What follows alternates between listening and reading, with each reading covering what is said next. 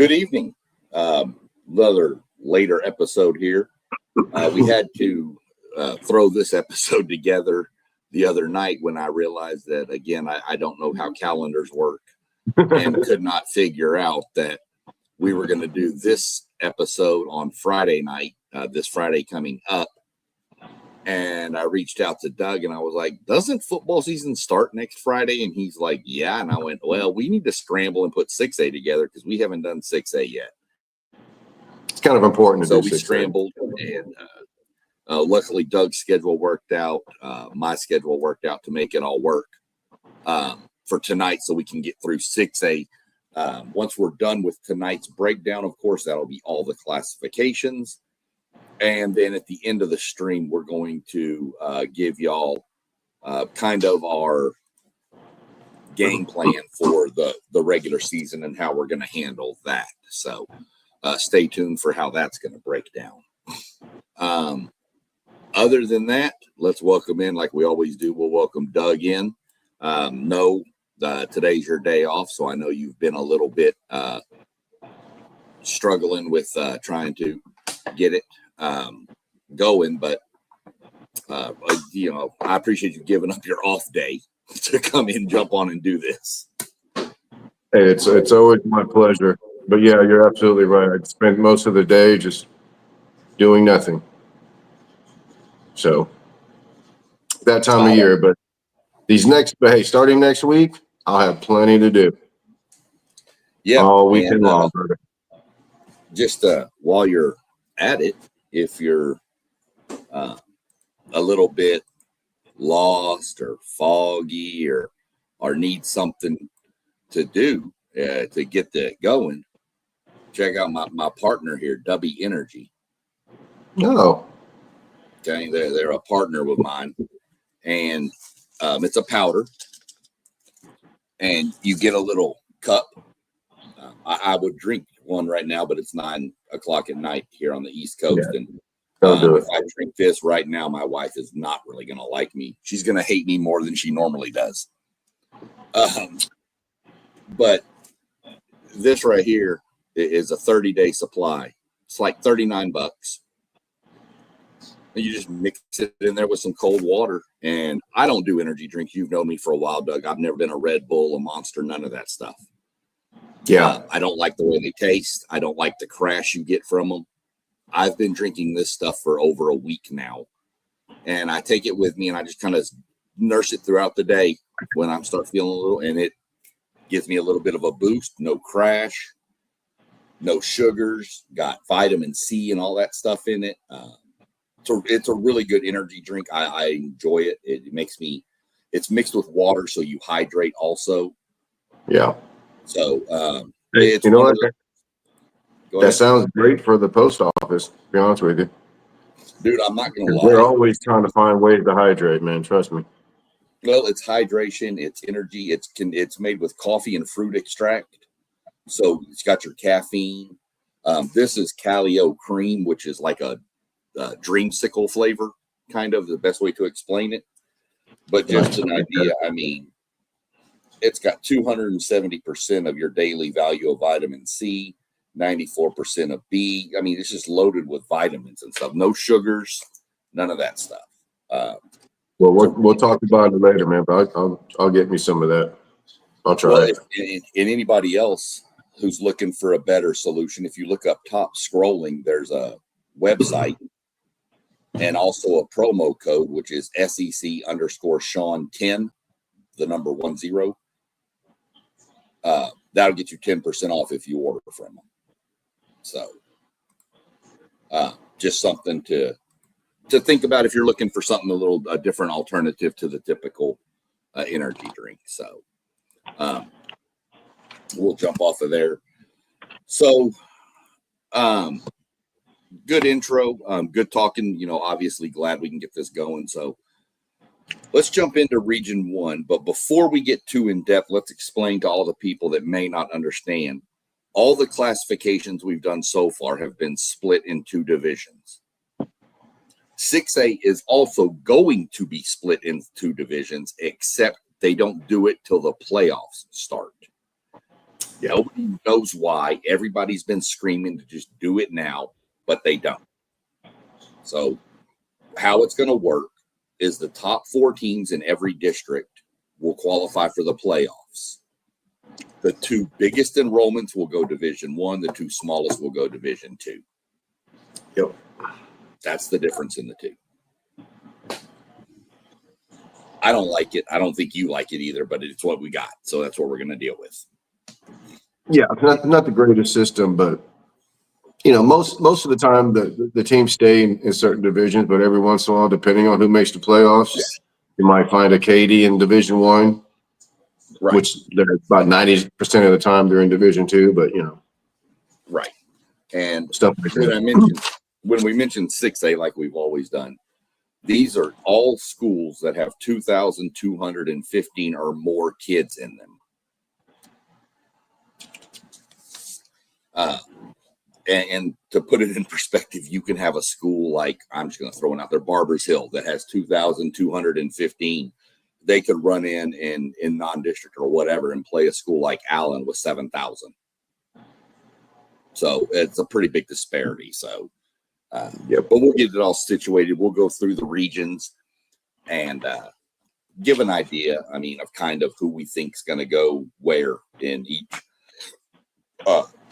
district. So I'll let you start off. Give us your first thoughts on Region 1. Well, Region 1, it's gonna be South Lake Carroll or Dayton Guyer. I don't know who else. You have Odessa Permian, of course, but that region out there has the El Paso schools, right, John? Allen's in this region too. Yeah, but I expect him to be in a Division I. So. Oh yeah, well we're just going to go straight through. Let's just go through the region because we don't know who's going to go Division I or II yet. And instead of having to jump back and forth, let's just go straight region. Good deal. Okay, well I'm still going to go South Lake or Dayton Guyer. I think Allen. They're supposed to be pretty good this year, Sean. Obviously, but they got a young quarterback. I thought he was a junior. I think he's a sophomore, actually. Ty Snell. He's supposed to be pretty darn good. So, but I think they probably lost quite a bit, I want to say. Let me see. Yeah, Ty Snell is a sophomore, too. He is a sophomore? Okay. Yeah. Okay. Look, I think they're pushing 6,800 kids over there this year at Allen. So they're going to have some depth. Yeah. But I don't know if they're going to beat Capel this year. I think Capel is going to be pretty darn good. So I'm still going to go South Lake with possibly Dick Fryer. That's looking, yeah. When you look at it, it's a little screwy to do these because of the way they don't break it down. Obviously, District 1 is going to be the El Paso schools. I don't see a lot coming out of there. District 2, Midland, Permian is out there. There's only one team that's going to miss the playoff in that district. I could see that district getting in and obviously maybe winning the first round since they match up with El Paso, but then they're going to run into these schools out of the DFW area, and they're just not going to be on that level. Right. When you go to District 3, though, you do see one school that's, a blue blood in Texas, and that's Aledo. Well, Aledo moving up to 6A, Sean. Yeah. They kind of, number one, they lucked out, obviously, in their district playing with the Arlington schools. But man, are they going to be ready for the playoffs? Because I know they open with North Crowley next weekend, which, by the way, welcome to 6A. My goodness. Yeah. Well, that can get ugly, man. Well, but you can't do and I'm going to mention going back years ago when Manville jumped up to what was then 5A, but then moved to 6A. Right. We didn't have the depth to compete with those, and we were playing like the Santa Fe's or whatever in non-district. And Coach Martin said we've got to, and that's when they started playing North Shore every year, and they played Spring Westfield a couple of years. He boosted. So you've got to play some of the powerhouse teams to see where you stand. This program has won 12 state titles, most of all of them. They have not lost a district game in 130 games. Well, they're not going to lose this year either, a district game. No, because again, much like Highland Park, the UIL loves them. Right. Yeah. You know, but they did schedule up a little bit at least, because I think they had to. I mean, North Crowley, Midway, and then US Trinity. Yep. So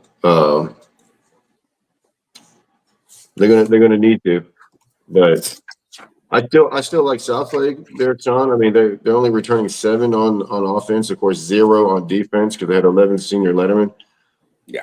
They have to replace Brock Boyd, a 5-star wide receiver at Ohio State. Yep. Who's going to play this year. But you know what? Who they got? They got Des Bryant Jr. Yeah. Y'all might have heard of Des Bryant. He transferred from Colleyville Heritage. I didn't know he went there. He played at Colleyville Heritage last year. I think he's a junior. Yeah, probably. So the offense at Southlake is going to be dope. Their defense, I have no idea, but they're going to be relentless. But yeah. Well, here's a little fact about Southlake. They returned 0 starters on defense, like you mentioned. Yeah. That's happened 2 times in that program's history. Both times they made it to the state championship game. But now they have a new coach too. Yep. So well, new coach, but I mean, I think he was promoted from the DC position, which is sure smart. he was. Yeah, that's what you do when you have a program. You just promote from within, but Right. It's still different. The kids don't, know necessarily. He had to be in charge of everything this time instead of just one thing. So we're going to see how Southlake plays out. I'll tell you a team I really like in Region 1 is Denton Geyer. Oh, man. Dude, Denton Geyer.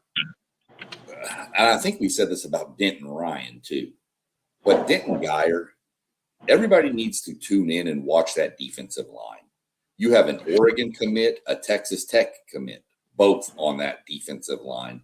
And then another junior, Logan Loki, who will probably have offers if he doesn't already. But yeah, he does. 2 Division I Power 4 commits on a D line. Yeah.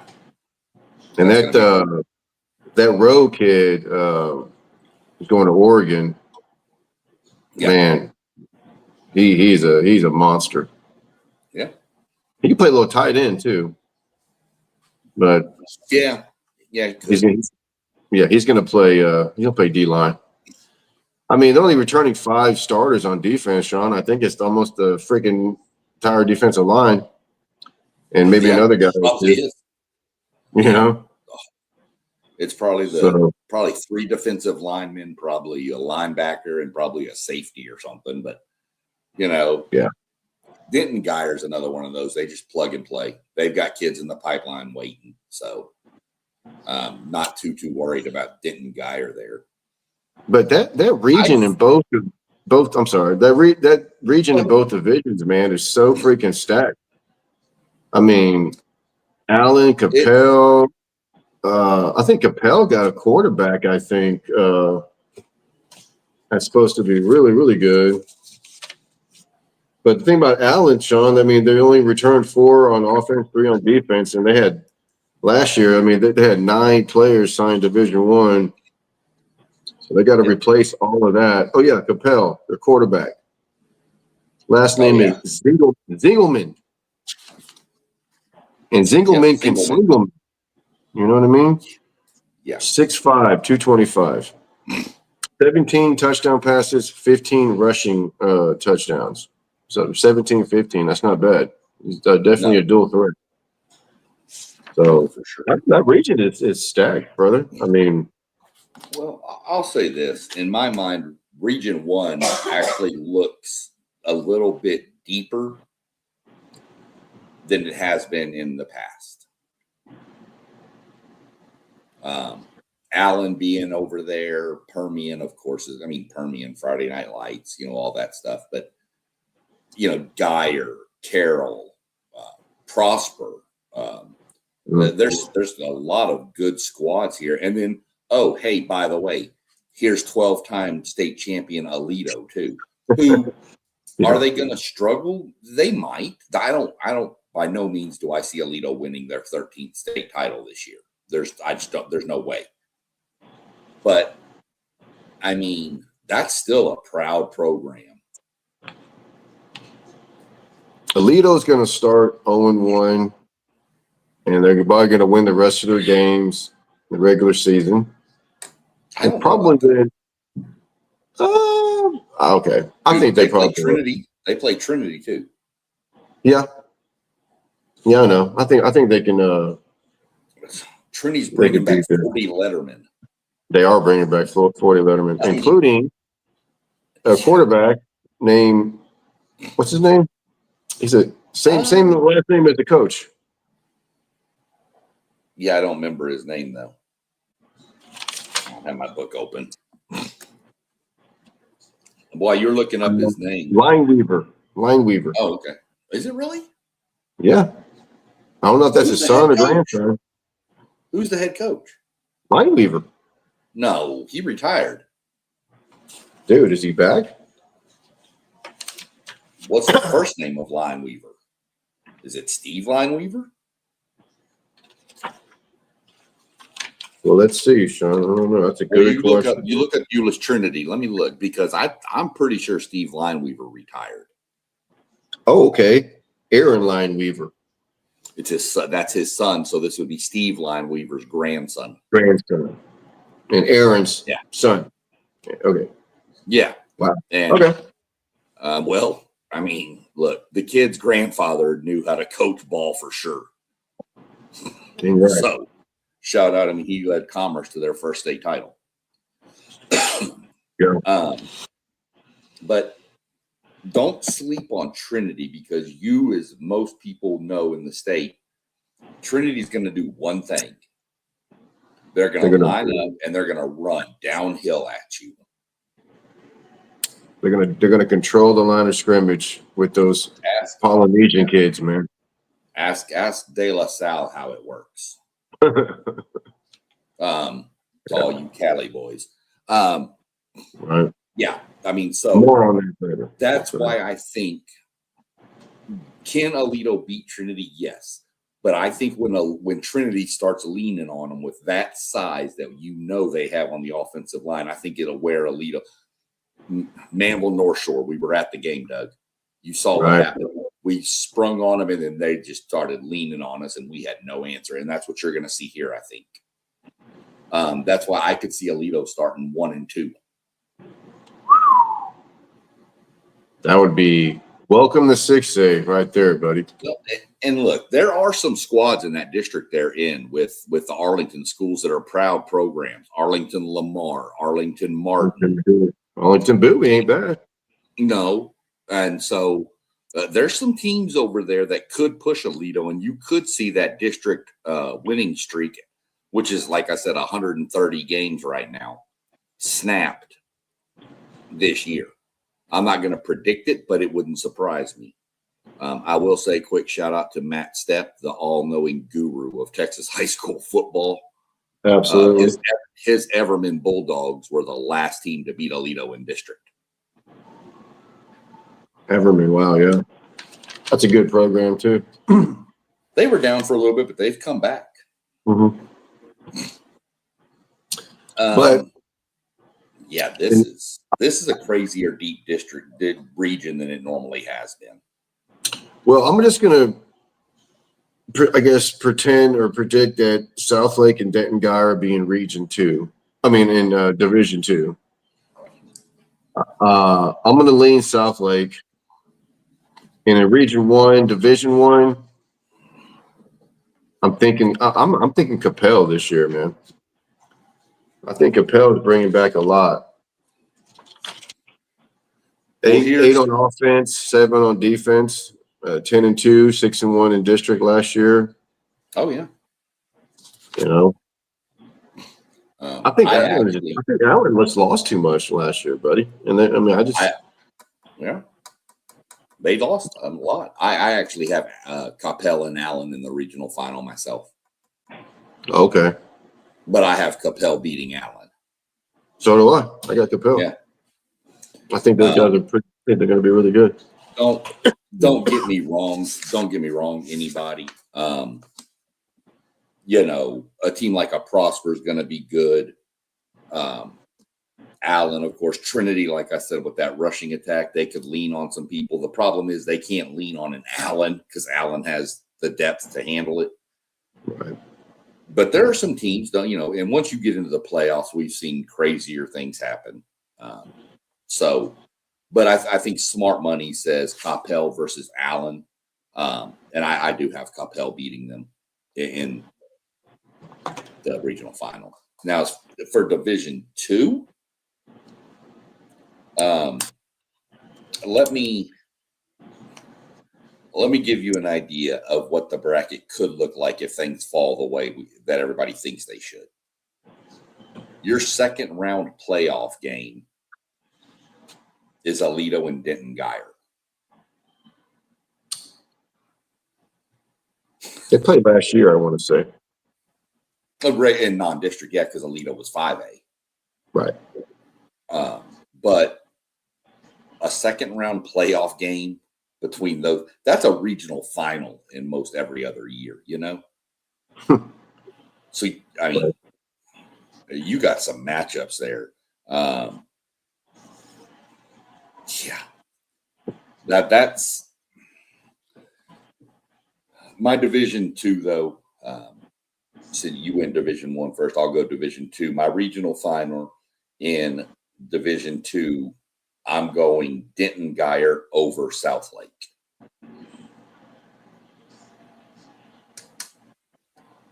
I got the opposite. I figured. I mean, to me, those are the 4 best teams in this whole region. What if they hook up though, Sean? The trench game is going to be unbelievable because South Lake got some offensive linemen. I think they got at least 2 or 3 kids going power 4. So that is going to be a freaking just a fun game to watch if you like trench warfare.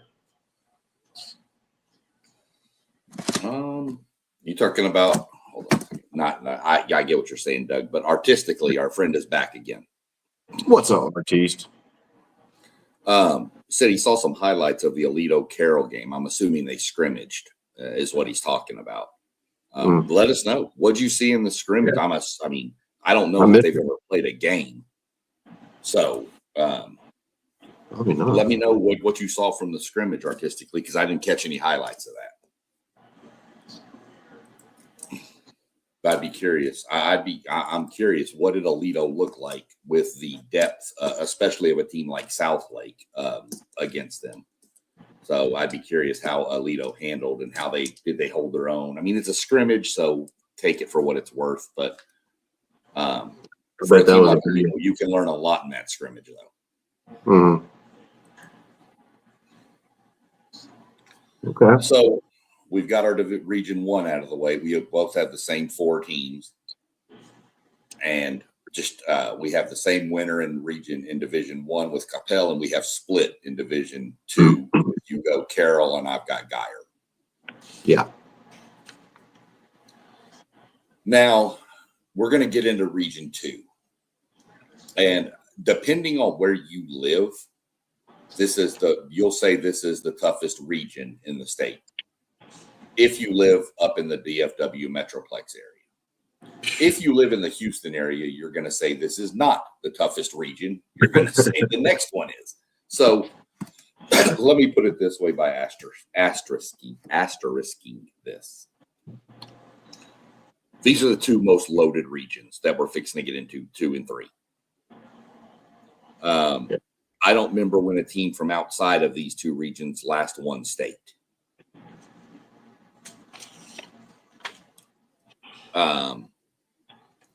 We'll run through. I'll run through the top. We'll run through the top 10 real quick. No division, of course, because we don't know yet based on standings, but just the top 10 total. Waxahachie's 1, Duncanville 2, North Crowley 3, Longview 4, College Park 5. That's Kingwood College Park, which is north of Houston. Wow. Okay. I think that's what you want. I think that's Kingwood College Park. Yeah. Cy Falls, Willis, which is just north of Houston. Klein Collins, which is just north of Houston. And Waco Midway. So you're going from the north side of Houston through Waco over to the Dallas-Fort Worth Metroplex. That's a stretch. It always has been, though. This has always been that way.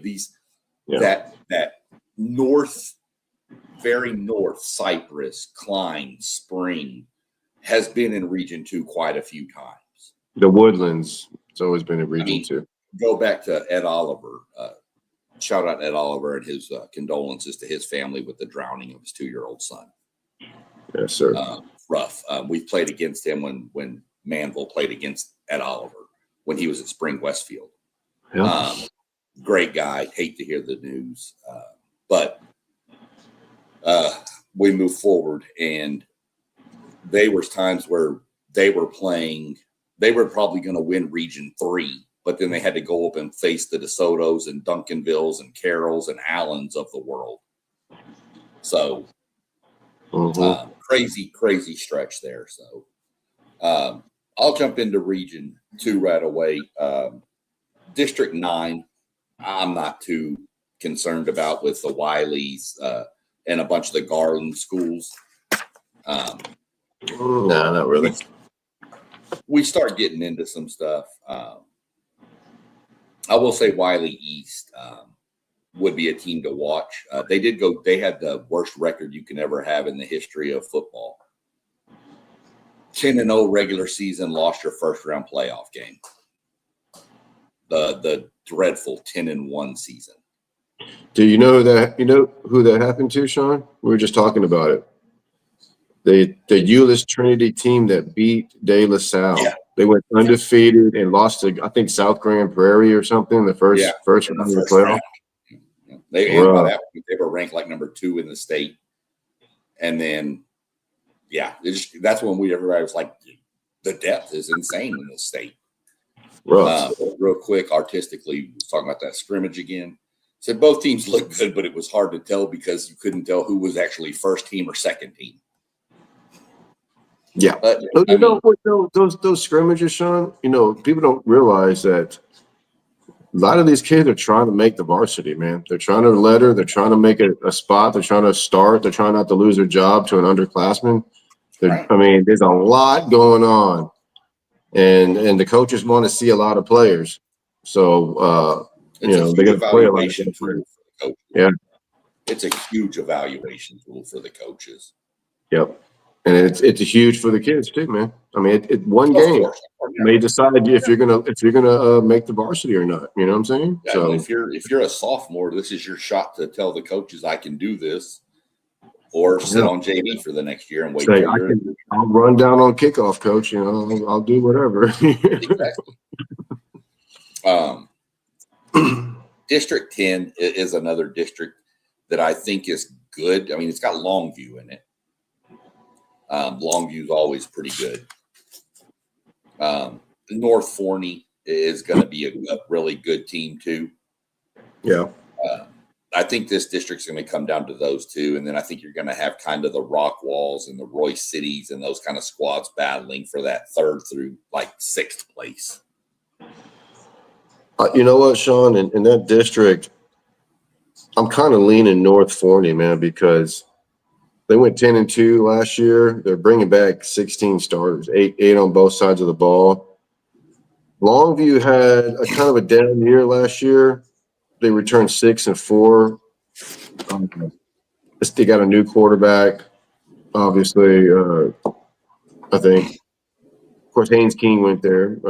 Yep. Coach King's son. But speaking of Coach King, he mentioned their wide receiver they have over there, and Dave Campbell, Jaden Herdon. Yeah. He is saying, I think he's a junior.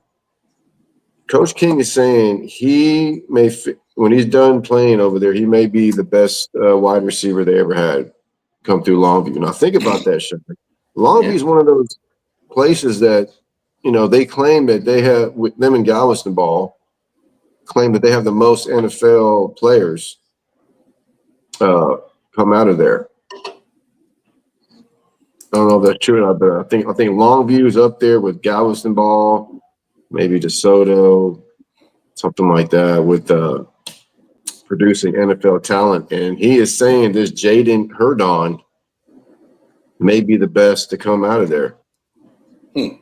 That's big time. Yeah. But I still like North Forney. They bring it back too much, bro. I mean, I'm going to go Longview. I'm not going to stand on going against Longview and what they've done year in and year out there. One thing Longview has to do. Longview has to quit this BS of trying to throw the ball all over the field. Longview has always been built on turn around, hand it off, and throw it when you need to, or after you've established the run. Yep. They got so involved with trying to just throw the ball last year that it cost them a couple of games. Mm-hmm.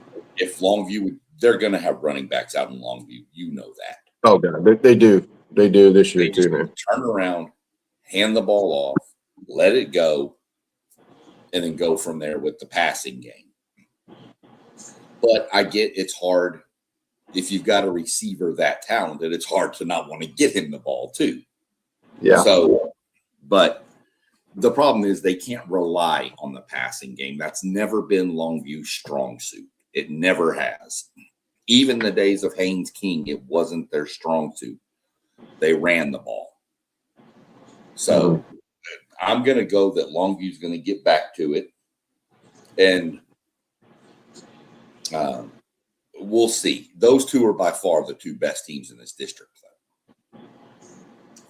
So whenever that game happens, that's going to be your that's going to be championship game. Yeah. Definitely for district. Yeah, that's what I meant. I didn't mean regional championship game. Man, this next district, Doug. The District of Doom, pretty much? Yeah. I mean, there's a couple of Districts of Doom. There's one down here in Houston, too. Well, yeah, this one might be second in relation to District of Doom, but this one's it's a real close second. Let me tell you that. You start linking in with, start off with the number one team in the state, at least in this region, Waxahachie. Then you've got perennial state contender Duncanville. You've got 2 years ago state champion North Crowley, who I think lost in the state semifinals or the regional final last year. Regional final. Crowley is going to be decent. Mansfield Lake Ridge is going to be good. Mansfield has exploded. They've got like 3 high schools now. But I mean, Waxahachie, dude, they're loaded. They are loaded, bro. But here's your transfer stuff. Their starting stud linebacker transferred to Denton Ryan. Get out of here. Yeah. Well, So, I mean, yeah. yeah. I mean, what are you thinking there? Well, their head coach left too. Yeah. Can't remember where he went, I but don't know. they promoted within though. Smart. Their DC got the job. They're returning their quarterback Meyer, 33 touchdowns last year. Sean, it's not bad. No. Of course, they got one of the best defensive backs in the country. What was that fella's name, man?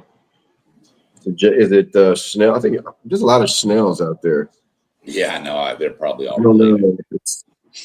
And he's another really good one. So Quick shout out. Hey, Bob.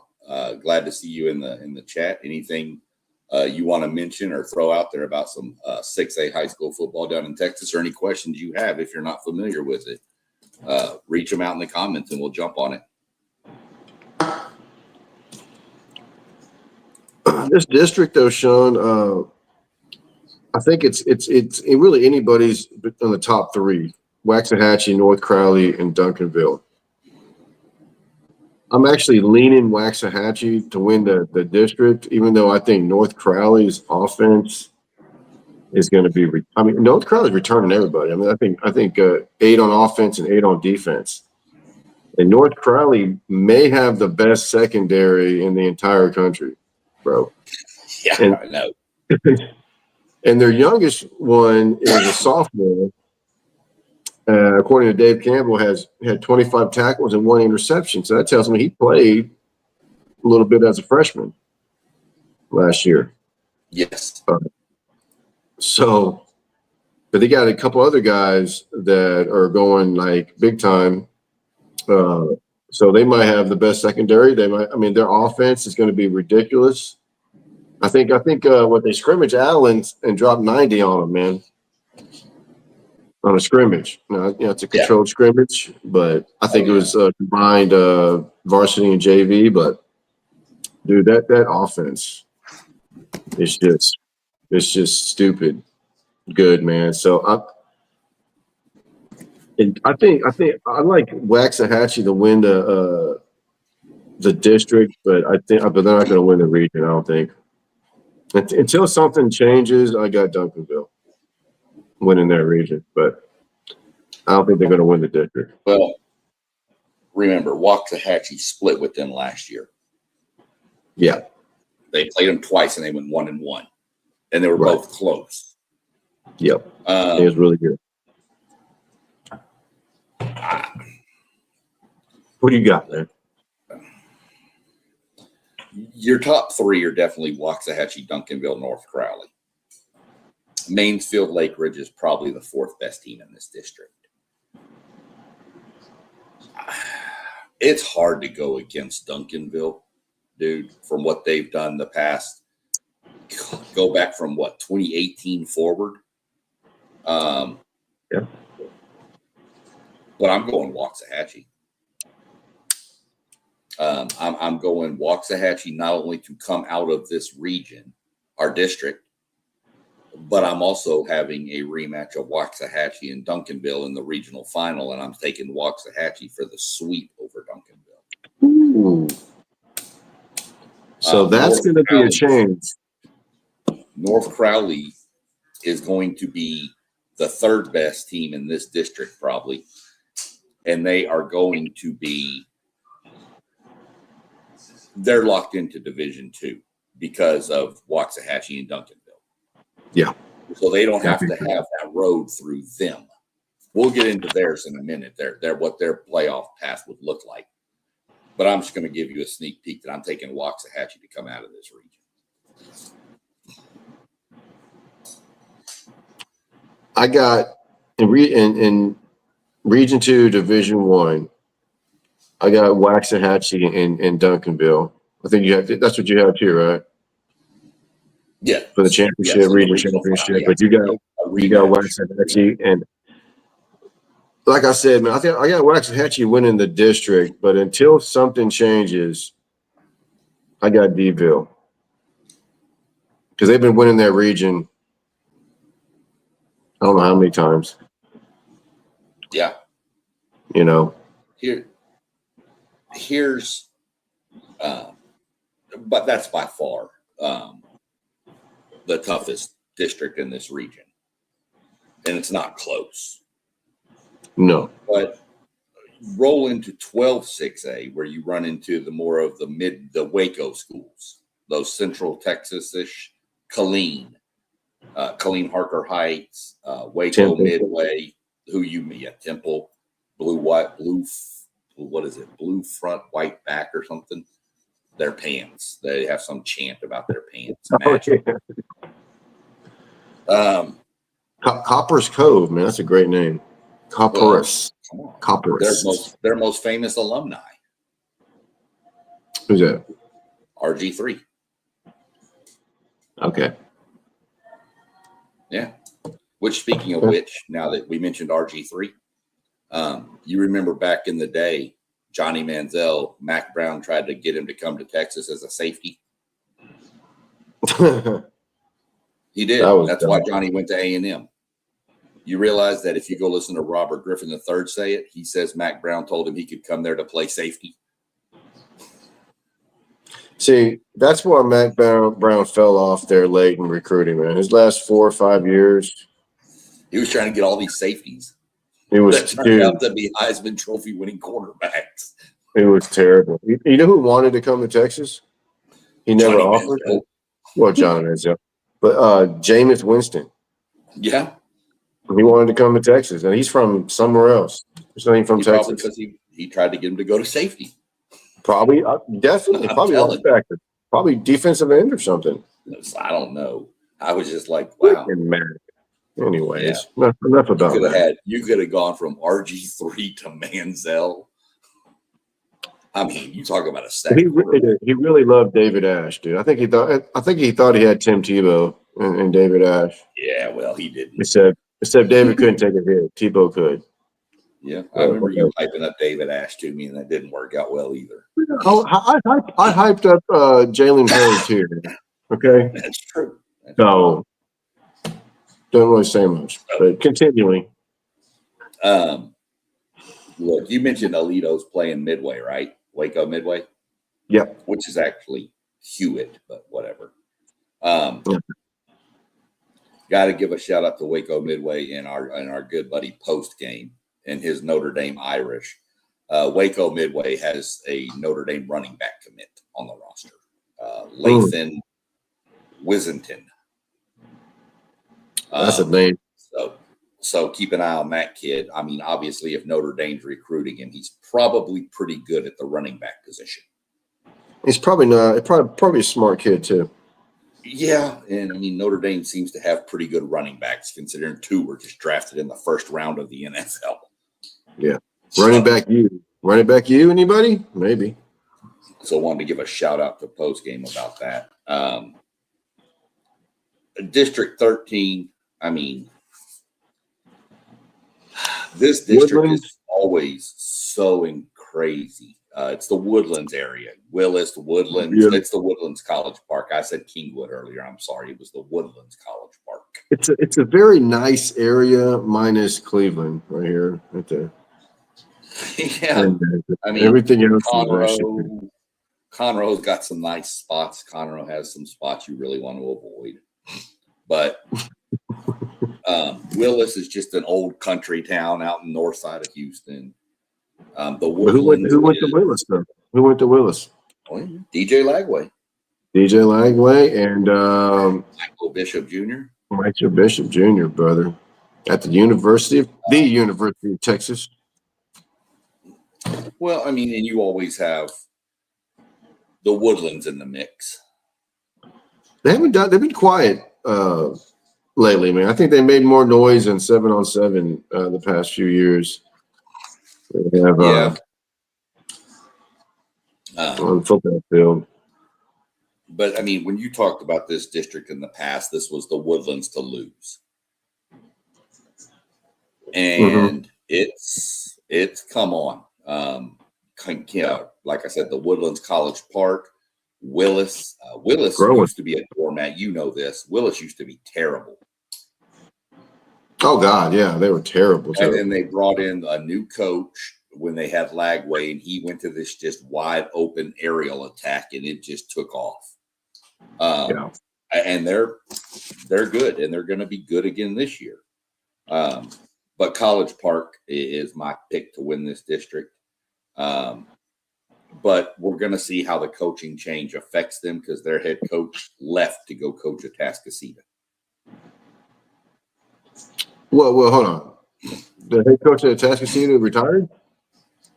Yeah. That's right. That's right. Okay. I think Starks. Yeah. And Kyle Coates left, and he's now the coach at Atascocita now from College Park. So we're going to see how the coaching change affects. We're going to see what happens here. They have a quarterback and receiver duo in Camden Hughes and Julian Cromartie. Don't know if it's any offense to the other Cromartie from the NFL or if any relation there. Don't know. Antonio, I think. Don't know if there's any relation there or not. But College Park is going to be a threat. And so is Willis because they're both going to be in Division II. Oh, wait. Willis got that quarterback. It's supposed to be pretty good. Yeah, but they lost Duval, everything. It was actually Jermaine Bishop, not Michael Bishop Jr., Jermaine Bishop. Yeah, Jermaine Bishop Jr., yeah. But they had a young quarterback last year. Was he a freshman or sophomore or something like that? Yeah, I think he was a true freshman. But you're going to have to find players to fill in around him. And I'm not going to say they won't, but Lincoln Frazier was his name, and he was a freshman last year, and they reached the regional final. So I think they're going to be good even with losing Bishop. But I think Kingwood College Park is going to be a little much, and the Woodlands is right there. So I'm going with those three, and then you could, figure out who you want for fourth. Those Conroe schools always beat up each other anyway. Right.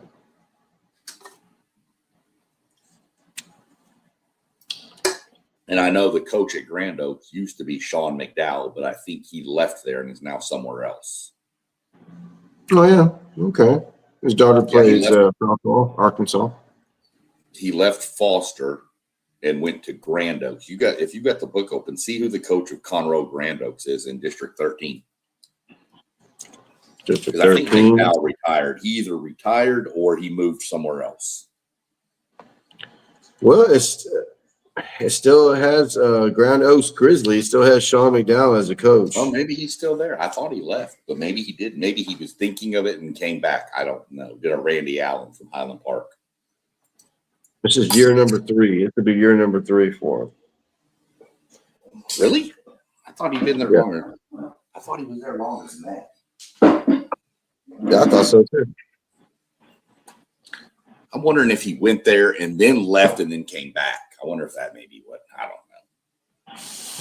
Either way, Jermaine Bishop, artistically mentioned, dude was a freak. Absolute freak, man. But replacing him is going to be tough. But anytime a freshman quarterback leads you to a regional final, the future's pretty bright. Well, he broke all the receiving records in the Houston area.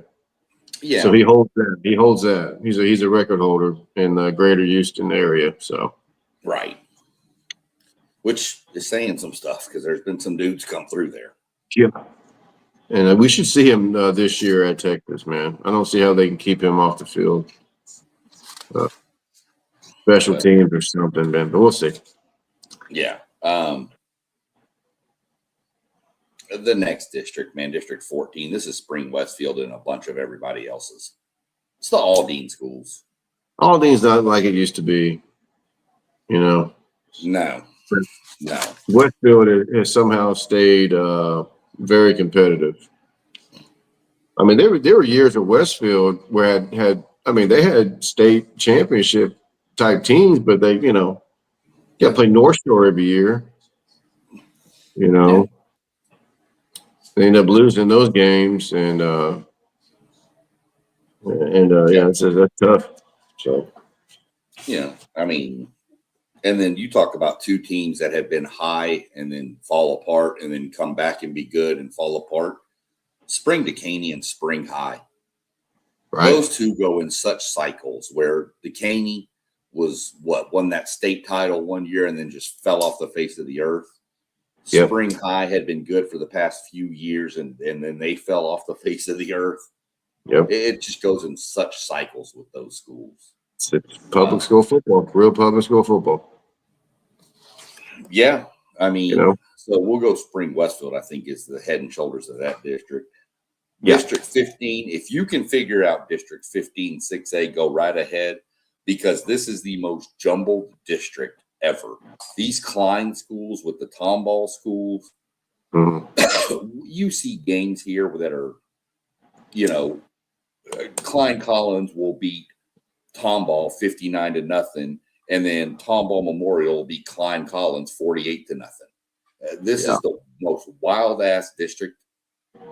But it really is. I think Klein Collins is going to be the head and shoulders of this district. They've won it 9 out of the past 11 years. And they reached the regional semis last year. They do lose a lot, though. So we'll see how they replace it. Yeah. Klein Collins for sure. I mean, Tomball's had some good squads lately. They lost quite a bit though. The Tomball bunch. Now, one team that's on the bubble is Klein, and I hope their bubble bursts, man. I hope they don't make the play. I can't stand their coach, man. Nick Cadutti. Dobie played them last year. That guy, he's a character, man. He talks a lot of trash, man. He talked disrespected Klein Collins before they played. I think Klein Collins ended up killing him, of course. But he likes to run his mouth. When they played Dobie, he had his entire staff, including him, that had T-shirts made. They were all wearing burnt orange T-shirts that said something about Texas Party or something like that. When they were playing Dobie, the Dobie Longhorns. Just weird stuff. All I know that came up doing some digging into this school too was, and I'm not going to get into it because I don't have all the facts, but there's been some questions around this coaching staff that has caused some uncertainty around it. Yeah, I heard about that. I don't know. I'm not going to get into it. So just know that that's a question.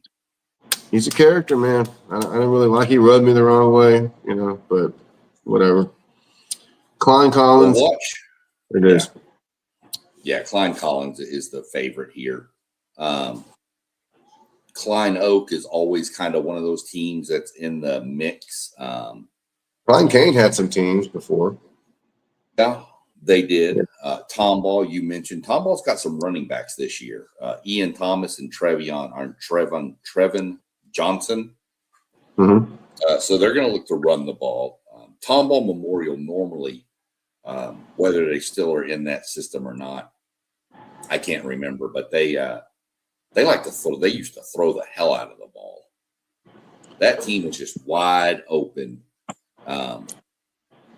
So I don't expect much from them. I think this is Klein Collins, Klein Oak, probably Tomball.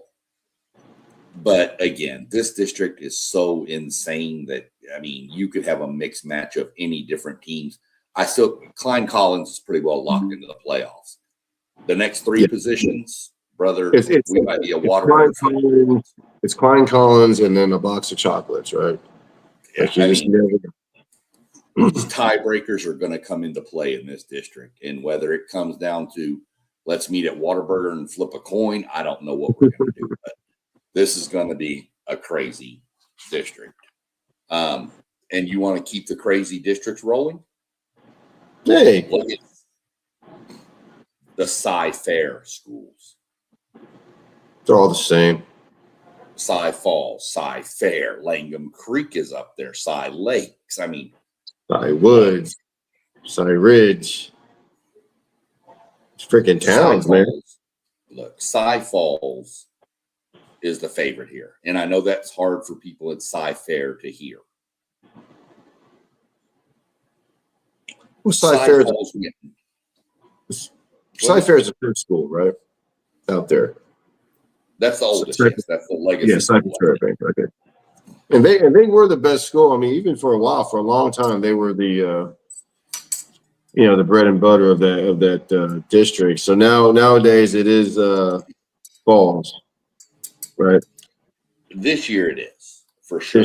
Now, Cy Fair is going to be very senior heavy. They do return a quarterback, and they have two FBS receivers caliber. Their two receivers are both college bound. Nice. And they return 7 defensive starters. So Cy Fair is going to be good. But I'm going to lean Cy Falls here, and here's why. They went 9-4 last year with mostly sophomores. So now they're juniors. So you've got this year and next year that Cy Falls is going to be a problem. Duly noted. Okay. I mean, they're returning 9 starters on offense. Yeah. Yeah. How many on defense? 6. Yeah. 15 of the 21 coming back off a mostly sophomore team. Wow. Okay. So Cy Falls is going to be in the mix. Most definitely. They're going to be Division II because they're the 7th biggest school in this district. So they're going to go to Division II. But a 9-4 team, mostly with sophomores with that many back, dude. I'm taking Cy Falls. The Cy Falls Cy Fair game is your district championship game. When that happens, But again, in the grand scheme of things, that game means absolutely nothing except the district title. Because one's going Division I, one's going Division II, more than likely. For Cy Fair to go Division II, Cy Woods and Jersey Village have to make the playoffs. And that would push Cy Fair to Division II. I don't see both of those schools making the playoffs. Yeah. So I'm taking Cy Falls. I know Cy Fair, they won state a couple years ago. But I think Cy Falls is coming on. And I'm watching that team for the next 2 years.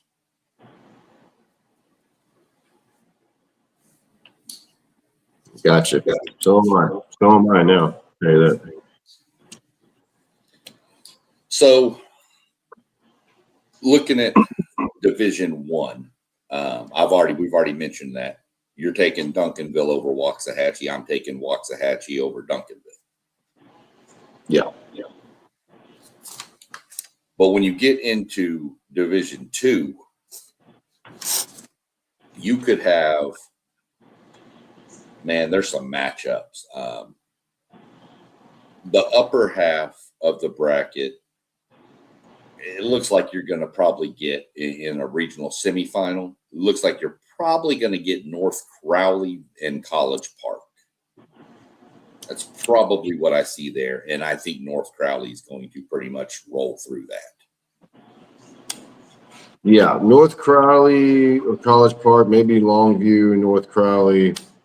I think it's North Crowley. I think they got too much offense and too much secondary. The bottom half of the bracket is where you'll find Longview, Harker Heights, I mentioned, Willis, and Cy Falls. So you've got Longview there, but I'm taking faith in this team. I've picked them to win the district. I'm going to take North Crowley versus Cy Falls in the regional final. Ooh, as juniors for their junior campaign. And I've got North Crowley beating them, by the way. Okay. Yeah, so we both have North Crowley. Yeah. Just against different opponents. I think I got him with against Longview, but yeah, you hit Longview, which is not a bad pick either. But yeah. I just think a 9-4, I think a regional semifinal team with a bunch of sophomores, I think you can't go wrong there. You know what, though? What about North Forney, man? North Forney's going to be good, but I think they're going to have to run into North Crowley sooner rather than later. Okay. That's probably why. That's probably why I don't like it. Because I like North Forney to win their district with Longview. Yeah. But if they're going to run into North Crowley first, then I mean that's just what it is. They would get, based on the way if everything falls, they would get Rowlett in the first round and then North Crowley in the second. Okay. Well, say goodnight to that one. Okay. I do like the North Forney team. I think you're right on that, but I can't take them over North Crowley. So now we'll shift down and jump into the big boys. What Doug and I would probably consider, based on where we were from, was that this is probably the toughest region in the whole state. The black and blue division, the black and blue district. Oh, yeah. This has by far, in my mind, the toughest district in the state. Yeah. There's not a district that's close to me. I mean, the top four can easily win this district. Anyone in the top four can win this district. Yeah, that's what's crazy is the power rankings. If you look at it, is the way I ranked it out was North Shore, C.E. King, Summer Creek, and Atascocita, and yes, they're all in the same district. Yeah. And then, oh, by the way, let's throw in Katy, Ridge Point, Shadow Creek, Austin Vandergrift, Dickinson. Shout out Andre Ware. Yes, sir. Cy Ranch. You know, C.E. King. Yeah, we got C.E. King. C.E. King's up there. I mean, you haven't even mentioned teams yet like Pearland, perennial great team. Bridgeland, good team. Houston Lamar used to be a power. Yep. Man. Barbers Hill. I don't know. Barbers Hill being 12 kind of freaks me out because I just don't know about that yet. But we'll see. Yeah, that's a little high, honestly. When we get to them, we'll figure that out. But just according to Dave Campbell's,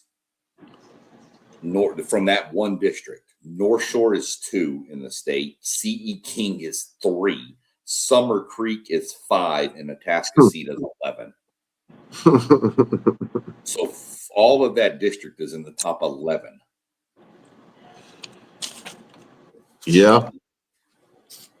So we're going to start right with the District of Doom.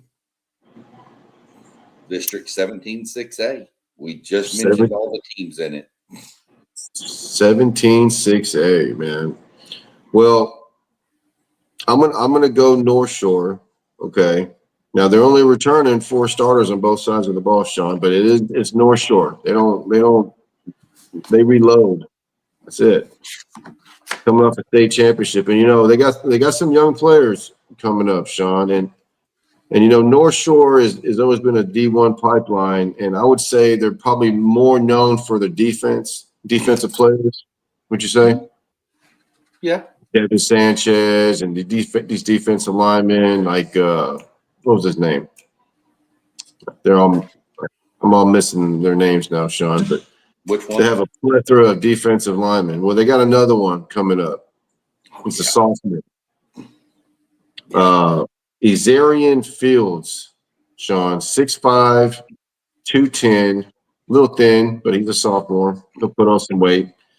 This kid's already a 4-star, and he's rated, I guess, as far as video game rating, he's already like at 84 as a sophomore. Okay.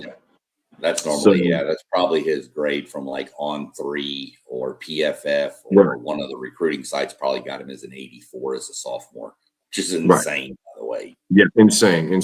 So he's going to be another great one coming up. So I got North Shore as usual. I'm kind of torn between 2 and 3, honestly. Sean. C.E. King and Humble Summer Creek. C.E. King's bringing back a lot on defense. They're going to have a really good defense, and they probably have the fastest high school kid on the planet, in Dylan Mitchell. So watch out for him to have a huge year. And then you got Summer Creek. They got a wide receiver, Sean. Benny Easter, Texas Tech commit.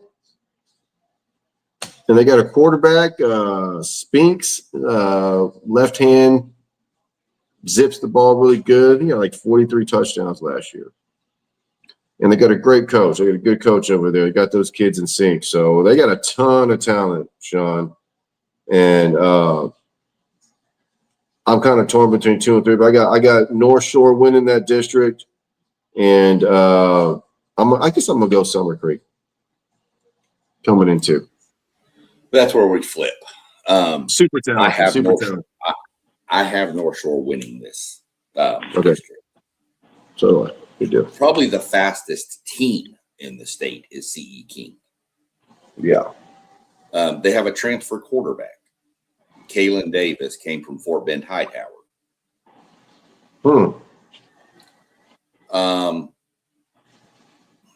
They're obviously smaller than North Shore. And they're smaller than Summer Creek, who I expect to make the playoffs. So they'll be Division II. Same with Atascocita. Those are the 4 I have. Just remember, Atascocita is ranked number 11 in the state rankings, and they're 4th in this district. Right. But I'm going C.E. King over Summer Creek. But one crazy thing to remember about this district, the defending 6A Division I state champion is North Shore. Mm-hmm. Summer Creek beat them 27-0 last year. Sure did, man. And that stopped North Shore's district winning streak at 57. 57. We think that's big and long. And then we talked about Alito's 130. It's like triple. Double, I guess. Double and a half. But either way, this is the most dynamic district in the state in my mind. 2 of these teams played for a state title last year. North Shore and C.E. King both. Yep. North Shore won it. C.E. King did not. Right. We'll just leave it at that. But C.E. King was good for the first time in a while. Yeah. They've gotten this program climbing. And where they sit, they're going to have talent over on the east side of Houston. So I'm going North Shore, C.E. King, Summer Creek, Atascocita. And I'm not going to be surprised if we don't see North Shore and C.E. King back in the state title game. Not against each other, but different divisions. Yeah. Jump over to 18, this is a weird district. You got all the clear schools mixed in with Deer Park and Dickinson, which makes sense. And then you throw Barbers Hill for the hell of it here.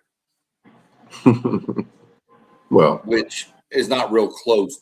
Barbers Hill to it's like Clear Falls. Yeah, it's way north. It's north of I-10 though.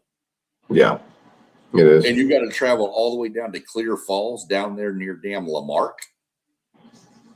Yeah, Clear Falls was that over there by like San Leon or something, or Bay Cliff or something? There. Yeah, it's the furthest south of the Clear schools, and it's literally right on the line, probably of like Lamarck or Texas City, right down there.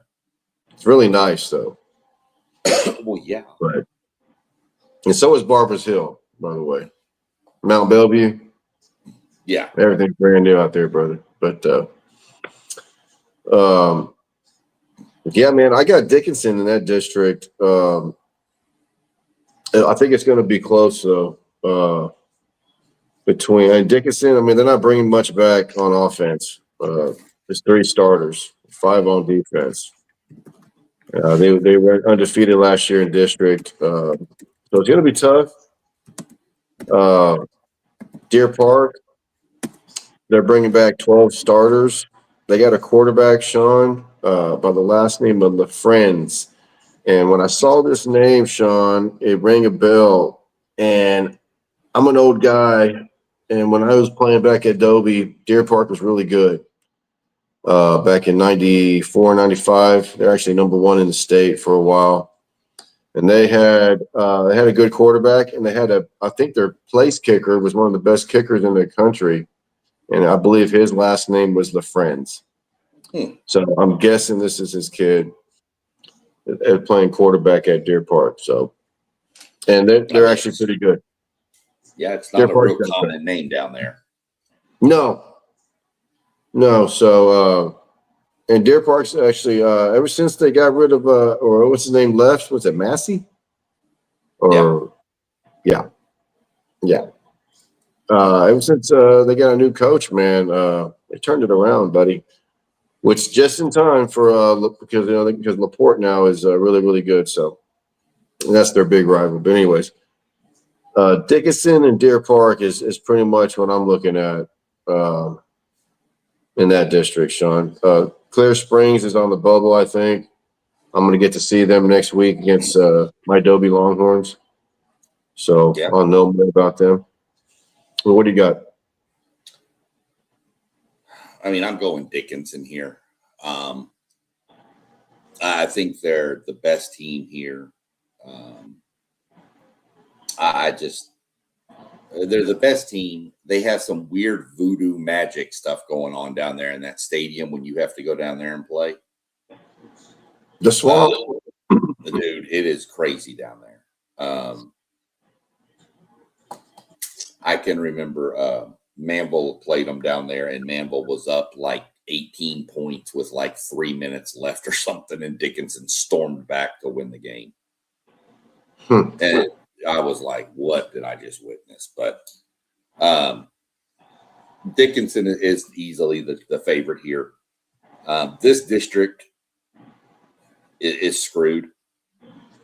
I'm just going to go ahead and put it that way. This district is just screwed. Because like first round matchups or something?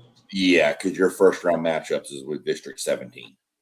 Right. Yeah. So you could have Dickinson and Summer Creek in the first round. Hell of a matchup. You could have Barbers Hill and Atascocita in the first round.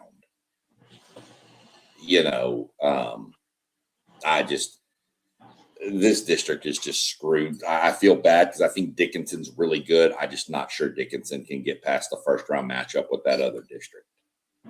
But I'll go Dickinson. I'm going to lean Barbers Hill to come in second in this district. Even though they're the smallest, I think that I think Barbers Hill's always good on the lines, dude. And if I'm not mistaken, who's their head coach now? It is Cody Simper. Cody Simper. Okay. They changed coaches, I guess. His first year was last year. Yeah. Okay, because they had the old coach from Cedar Park there. Okay. He went out there when what's his name? Tom, what was it, Westerberg or whatever from Allen took over as the AD out there. He came as the coach. So I'm going to go Dickinson, Barbers Hill, Deer Park, and then probably Clear Springs just because it's Clear Springs and they're the most probably other athletic team there. Now the fun one. Oh, yeah. The District of Doom 2.0. Well, kind of. I mean, we want it to be. I mean, it's definitely the District of Doom if your name is Rayburn, Brazos Wood, Memorial, or Alvan. Yeah. Man, look. This district comes down. I'm just going to say it, in my opinion. This is a 4-team district. You have a team in Dobie who I think can challenge for 4th place. I'm not sure Dobie would have to beat Dawson and or Manville to get in. And I can see them getting one because I've seen them do it before. But I don't know that they can get them both. I think all they need is one, though, don't they? Well, you got to remember, if Manville beats Dawson and Dawson beats Dobie and Dobie beats Manville, you're going to have a tie, and it's going to come down to tiebreakers. That's how Dobie got in that one year over Manville, because they scored late to run the score up to get the tiebreaker. Well, yeah, they had to win by 17. They were getting the top right. They were trying to. I'm not saying they ran it up on purpose. I'm not saying that because God knows they had to score. Yeah, they had to. Yeah. You could come back and tell me, though. I can remember Manville hanging 70 on us. So I do remember that. I honestly, I think Shadow Creek's the favorite here. Pearland's always going to be in the mix with it. Mm-hmm. I don't know what to think of Dawson. Dawson is sometimes looks really good, and then other times Dawson looks like they could lose to anybody. Right. Much the same I could say about Manville. Now, I do believe that with Kirk Martin back, this is his third year. I think Manville's starting to get back to what Manville used to be. Mm-hmm. But Dawson, Manville, and Dobie are going to be fighting for that positions 3 through 4, in my mind. I'm going to lean Dawson. I think they're a little bit more athletic than Dobie. The difference is Dobie can lean on people because they have a huge enrollment. So that's where I see it playing out. You probably see it playing out different. You're going to be a lot more in tune with the Dobie program than I am, of course. Mm-hmm. So you would know more about what it's looking like over there or what you're hearing over there. So let me know. What do you got? Well, I'm with you on Shadow Creek. They got too much, man. They're loaded. Joseph Adai's son, playing wide receiver over there. Yep. He's a pretty good one. They got some defensive backs. They got a quarterback, Coleman. I think he threw 37 touchdowns last year. I mean, they're poised to win the district. I think Pearland can definitely give them a push. They're bringing back 7 on both sides of the ball, and as usual, I think Pearland's strength is their big O line. They always got a big offensive line. They like to win in the trenches. So for that reason, I have them coming in second. Although I think Manville, like you said, I'm not saying they're back, but they're getting back.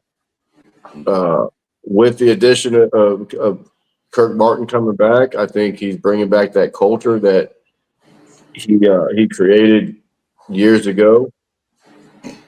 It'll take a little bit of time, but I bet to me it looks like he's doing it, man. I mean, he's getting the players are there now. They're getting there.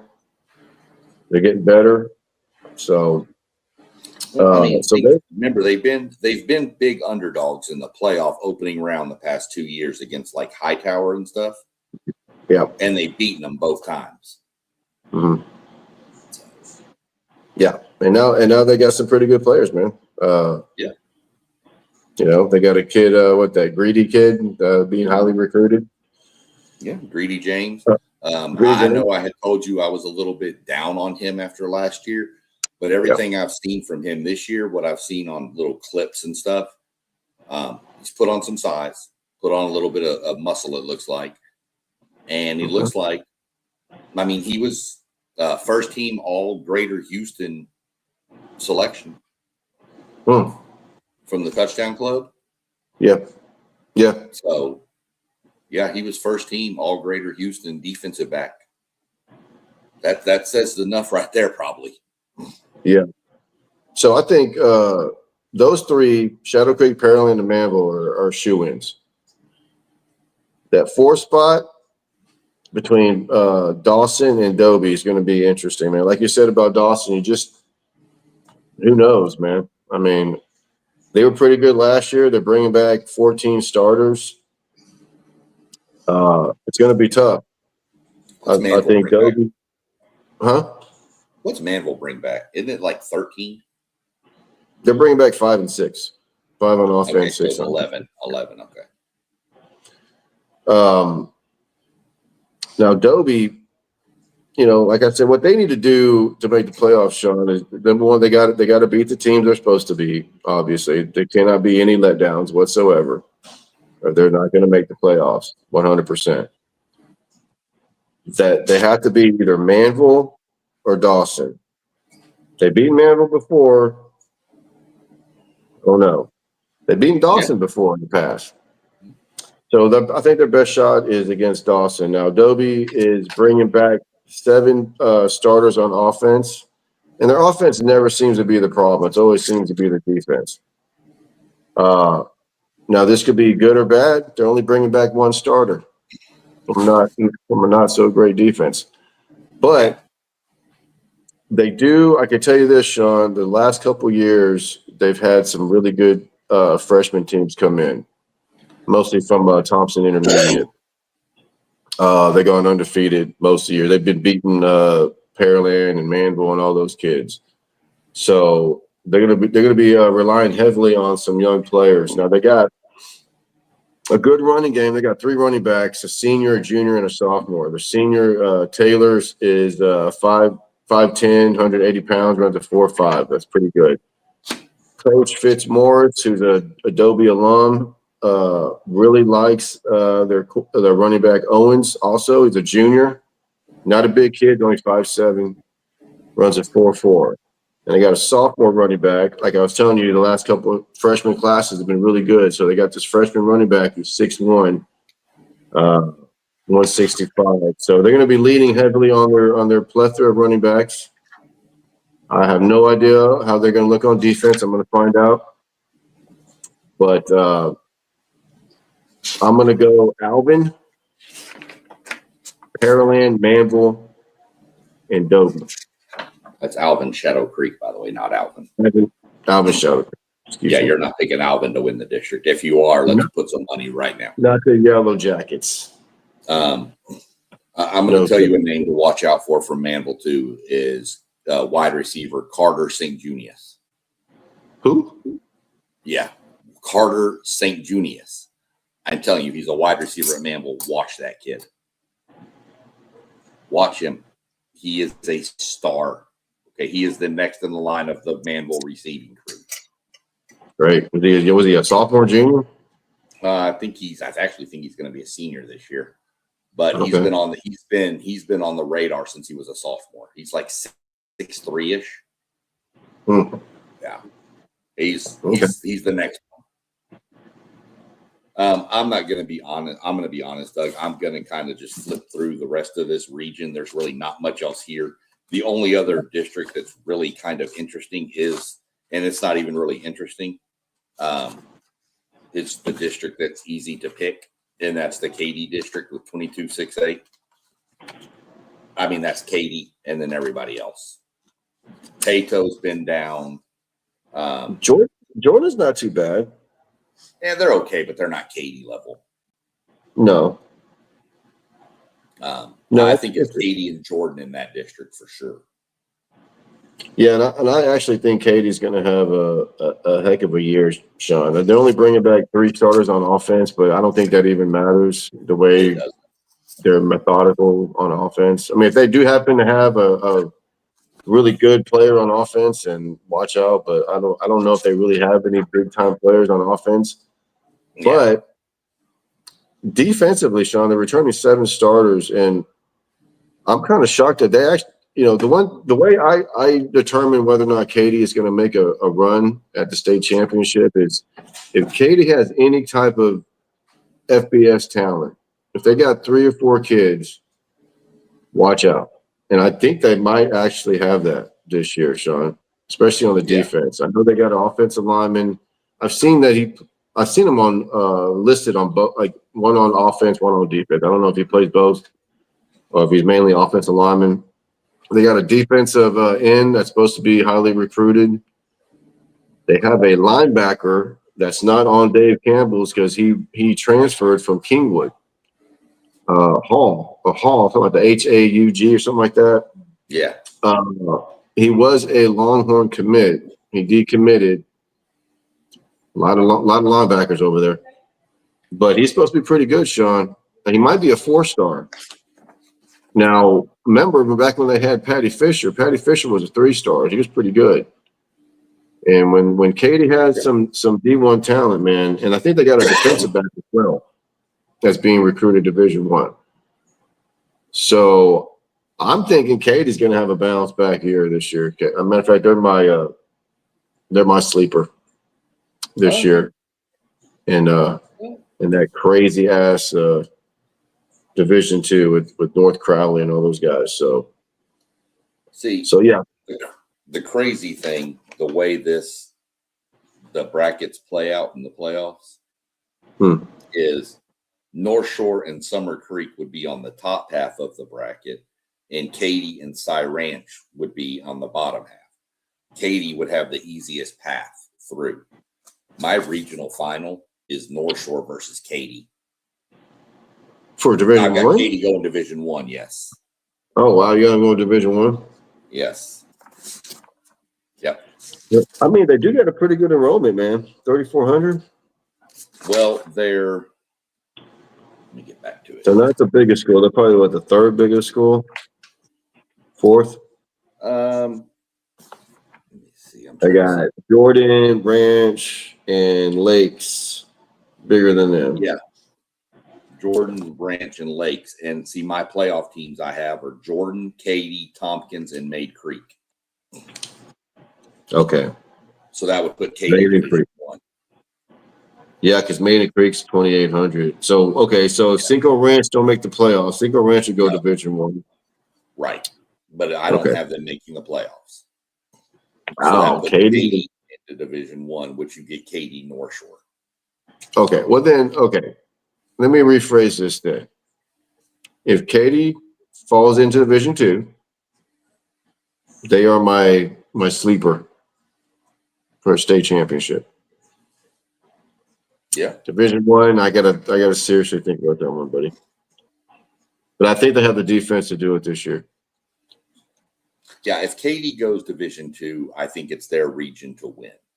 I think if Katy goes Division I, North Shore's going to put Katy out. I think it's North Shore, Katy, and North Shore wins.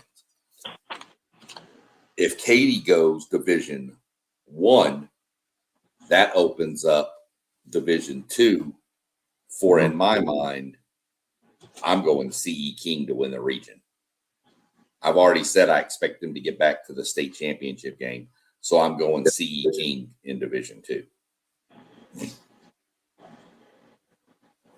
Unless Katy's in Division II, and then I'd go Katy. Either way, I have North Shore winning Region 1, and I have CE King winning Region 2. Gotcha. And I think you could see CE King and Shadow Creek in the playoffs, and you talk about speed everywhere. It's going to be a fast game. Yeah. But don't sleep on Austin Vanderdrift. They won state in 2024. Yeah, a couple of years ago. So that's what I'm going. And you've got North Shore winning Region 1 and Katy winning Region 2. You've got Katy going Region 2, right? Region 3. I mean, yeah, Division 2. Yeah. We'll run through Region 4. Region 4 is a weird region. This is usually dominated by two schools, both with Lake in their name. Normally Lake Travis. Quick shout out again, Lake Travis. Keep that whole community in y'all's prayers, man. That young gentleman who was out there practicing and had the medical emergency and wound up passing away. So definitely they canceled their first game. Their first game against Dripping Springs has been canceled. Lake Travis said we'll forfeit it if we have to, but I think it's going to just kind of go down as I think Dripping Springs is going to be like, we don't want to play either. Yeah, that's a tough one, man. I mean, that's really hard. I feel for not just the family, but I mean the coaches Yeah. You know? Yeah. They Everybody, the whole community, the whole town. I mean, yeah. But you hate to see it. Unfortunately, it happens a little more often than we'd like. Seems like every year down here. We've leaked. Well, it nationwide, you hear about it. So, so just, remember that and shout out Dripping Springs. Like I said, I think Dripping Springs came out and said it's not going to be a forfeit. We're not going to play either. So, unless the UIL forces them to count it as a win or a loss, but I think that's whatever. We're not going to politic it to death. So, right. It is what it is. The Lake Travis and Austin Westlake are your two powers out of this region. Have been for years. Did you get some new blood this year?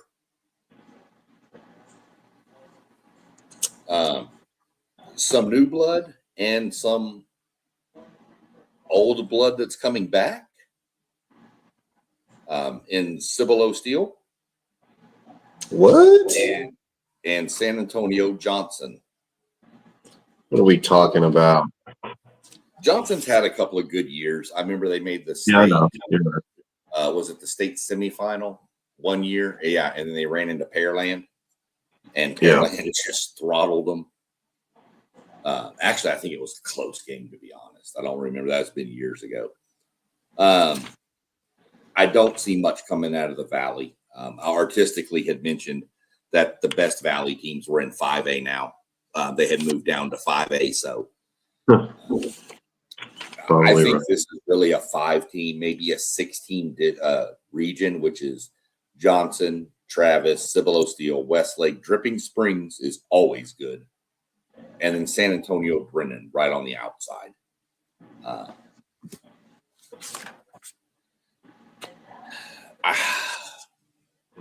I don't know. I mean, Lake Travis has got to be the favorite in their district. Westlake, I don't know what to think of them right now, to be honest, Doug. Last year was their worst record since 2014. They went 7-4. Yep. And the year before, they had a state championship team. They just ran into a buzzsaw in North Crowley.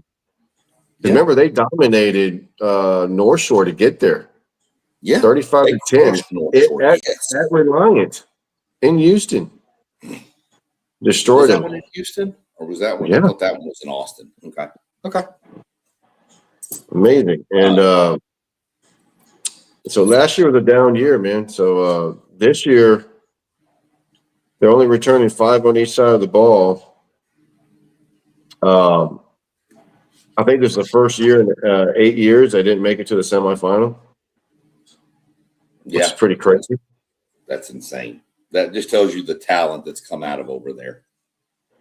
Well, I guess they've been down because, I mean, this year their best prospect is offensive lineman, Jonathan Cook, going to Texas, the University of Texas. They got a new quarterback. I don't know who that is. They have a freshman running back, Sean. I don't know if you heard of this kid, Cooper Jones. He's a freshman, 50 offers. Damn. The kid is about to play his first high school down of football against Inglewood, California this week. Another out-of-state matchup, Sean. This time it's actually a public school from Inglewood. I give props to Inglewood. You know, they actually came down to Texas last year, Sean, and played Midland. Beat Midland 35-34. Midland went 3-7. Inglewood went 6-6. Now they're coming to play Westlake, and I can tell you, Sean, the California people are already making excuses.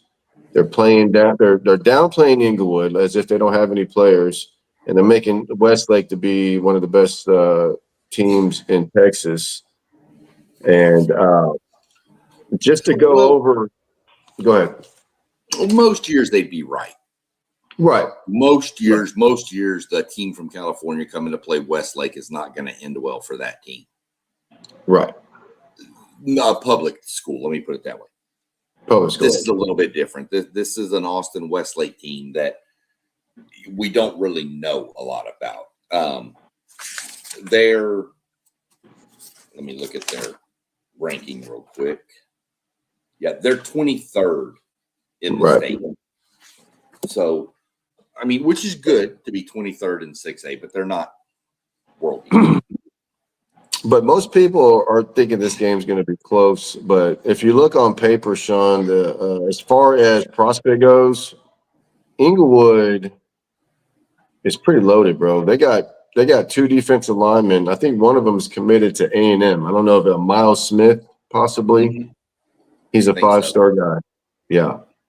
They got another blue chipper defensive lineman, Elijah Harmon, 6'3", 300. Quarterback is 6'2", 185. They got a athlete, Duval Williams. He's going to Cal. They got another cornerback, I believe going to Washington State. So they got more talent. And they're facing a Westlake team that I don't think they have anybody on the defense. But watch these kids fly around the football. This is going to be I like Westlake in this game, obviously, but you know, like I said, I like these out-of-state matchups. This is a good one with the public school. I just think a lot of people just don't give Inglewood a chance, even though they have more talent. You know, but that's Texas football for you, buddy. You don't have to have most of the talent. You know, so. But I love to see this Cooper Jones kid, man. This freshman running back. You kidding me? No, 50 offers? Yeah, I got it wrong by artistically. Thanks for correcting that. I thought he mentioned last time that 5A, the best teams in the Valley went from 6A to 5A. I was wrong. It's the reverse. The best teams in the Valley went 5A to 6A. PSJA, FAR, San Juan, Alamo, North, and Edinburgh, Vela, both moved up to 6A. He says Vela moved up. They opted up to 6A, and PSJA just made it in by a few people, by a very small number. So I don't see much coming out of the Valley when they got to run into that San Antonio and Austin area that kind of turns their season. I'd love to see it, but I just don't see it right now. I think there's too much talent in that area. I'm going to give you a quick sleeper team that I have, and it's coming out of District 27 6A. 27 6A. We got, don't tell me, let me guess. San Antonio Piper. That's them. That's a brand new school up there in San Antonio, up there by the Smithson Valley area. I know this because my best friend since the 3rd grade lives up there. He's an engineer, makes good money. His son, which happens to be my nephew through my best friend, his name is Colin Webb. He plays basketball. Come basketball season, watch out for that kid. Okay. They call him White Chocolate. Okay. Well, they're moving up to 6A. Yes, they are. But brother, they're loaded. They're good, They've man. got a stud quarterback in Chase Lyons. They've got a 4-star wide receiver in Carson Lacombe. Last year in the district they were in, they got an MVP of the district who had 129 tackles last season. I don't think they beat Steele due to maybe depth, but I think they pushed Steele. And then, of course, Judson's in this district. But Judson, I mean, I don't know anymore. Judson used to be a team you didn't want to face, and now it seems like a team you might want to face. You just don't. Yeah, you know, Sean, nothing's forever, man. And I can remember when those days when Converse Judson was just like Katy, just like the old Odessa Permian. Matter of fact, I remember when Odessa Permian and Converse Judson played in a state championship game. Bunch of little skinny kids out there just going after it, man. It's amazing. But I don't know. I don't know. I guess their coach must have retired, left a long time ago. Things changed. Demographics change. People change. People move. Houses are built, you know. So. Oh yeah. I mean, it didn't take long for Civil still when they were brand new not too long ago. Didn't seem like. I mean, what, 10, 15 years ago, 20 years ago. Yeah. They were a brand new school and they just started killing it, man. So, and then you look in the San Antonio area and you've got to talk about San Antonio Johnson. Yeah. They're fast.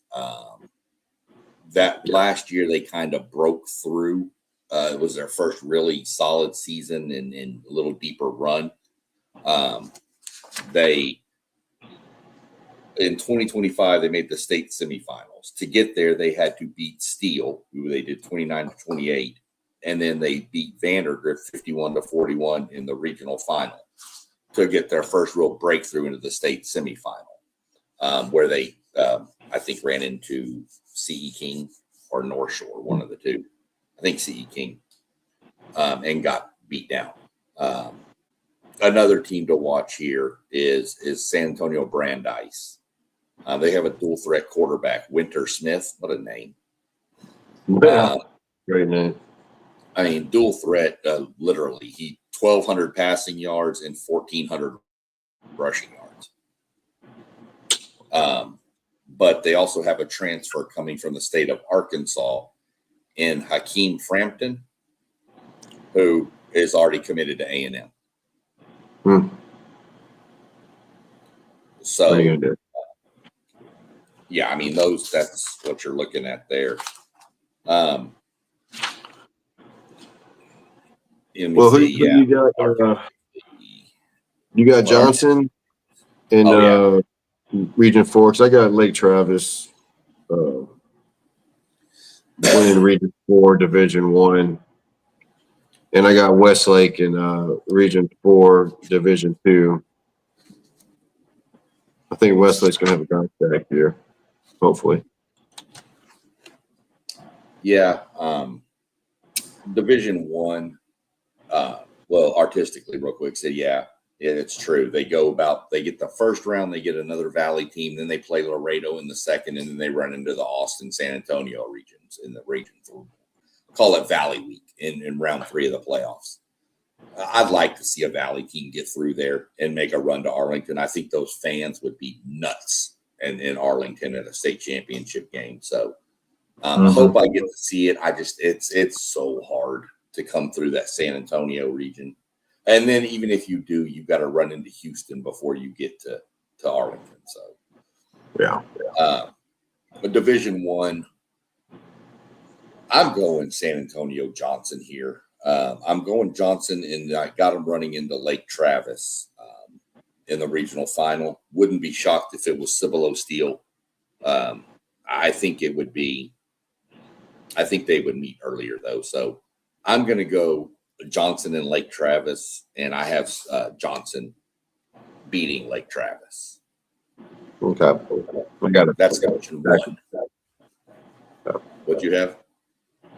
I got the same 2, but I got Lake Travis. Okay. Winning the region, yeah. Division 2. I'm going a bounce back year from Westlake. That's what I'm thinking. And my surprise team, San Antonio Piper. And I'm going to go Piper over Westlake. Ooh, nice. My buddy, my best friend would love that. Tell your best friend to tune in. Yeah. Needs to. Yeah, that's where I'm going. I'm going Piper over Westlake in Division 2. Nice. There you have it. Where are you going? Well, I'm going Westlake over Dripping Springs, ironically, because they're canceled their first game. Yeah. So they're probably going to end up meeting up region final. So. For sure. Well, that concludes the breakdowns. Artistically, very glad you jumped in for every one of these. I hope you, if you've got some people down there in the Valley, jump on with us on Friday nights. I'll get into what we're going to do here in a second, but get some people from down in the Valley, get us some score updates from down in the Valleys. If you're at a game, let us know. Stuff like that. or anybody else around the state. If you jump on Fridays, I don't really have a set time right now because I'm in the East. And of course, these times are central, which are 7 or 7:30 kickoffs normally. So it's 8:30 for me. So I'm thinking right around that 8:30 to 9 p.m. range. We'll probably jump on Friday nights. That'll give time to go through some of the Thursday recap of games that had happened that were important games, or any out-of-state games that have come up, and then kind of delve into the night's action. I know Doug's going to be at some games. We'll do some live look-ins while he's there. We're going to I have access to a streaming service that I'll be jumping between whatever games are on there, kind of checking in different games. Probably stick with each game for a few minutes, see what's going on, get the feel for it. So that's going to be our Friday nights, kind of just episodes, kind of bouncing around, talking. Nights that Doug's not at a game, we'll probably come on a little later, maybe closer to 10-ish or something, 10 my time-ish, somewhere right around there, so we can get a good halftime. And then we'll figure out how we can do like a scoreboard type thing. But when we go live on Friday nights, when Doug's at a game, we're going to be just straight on the YouTube channel. We're just going to be straight live on YouTube. And other nights we'll do a stream similar to this. So that's kind of the game plan. We'll get together and talk about it some more and make sure it all lines out. I know the second week, the week of September 4th, I won't be available that weekend. I have already got plans. I will not be in town, so I won't be able to really check on anything or do anything. So we're going to miss that week, but we'll be back after that. That's going to be non-district stuff anyway. The third week is when we really start rolling into district games. Right. So we'll get together and talk about it, but for sure y'all do that. Tell your friends if y'all want to, get into it and find us. You can find me, on SEC Sean on YouTube. And that's where we're going to be doing a lot of this high school football throughout the whole season. All right, I'm going to get out of here. Pushing almost 11 o'clock up here. Get ready for bed. I got work tomorrow, plus I'm old. Me too. Time. Glad to see you jumping back in. And artistically, as I said, always for sure. Artiste. We'll get together and see what y'all got from down in the valley and go from there. So appreciate you jumping on late at night. Go do what you do, and we'll catch up later in the week. All right, brother. Talk to you soon, man. All right. Have a good night. All right. You too.